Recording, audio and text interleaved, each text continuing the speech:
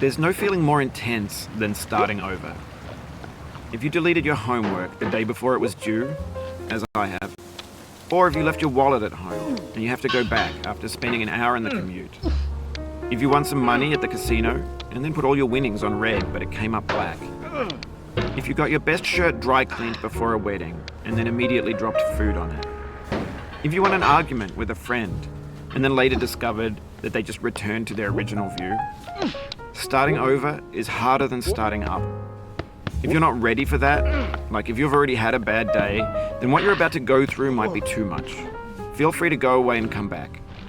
I'll be here. Alright, thanks for coming with me on this trip. I'll understand if you have to take a break at any point. Just find a safe place to stop and quit the game.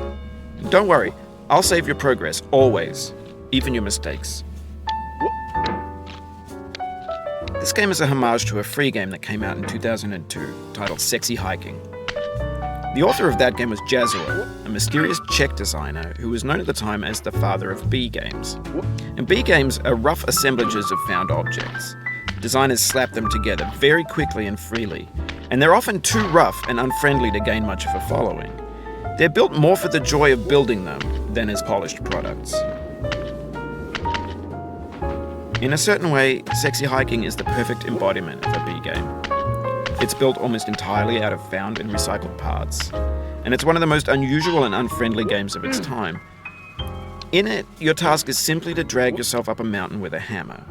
And that act of climbing, in the digital world or in real life, has certain essential properties that give the game its flavor. No amount of forward progress is guaranteed. Some cliffs are too sheer or too slippery. And the player is constantly, unremittingly in danger of falling and losing everything.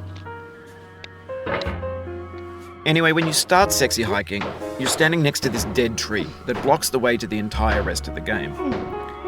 It might take you an hour to get over that tree, and a lot of people never got past it. You prod and you poke at it, exploring the limits of your reach and your strength, trying to find a way up and over. And there's a sense of truth in that lack of compromise. Most obstacles in video game worlds are fake. You can be completely confident in your ability to get through them once you have the correct method or the correct equipment or just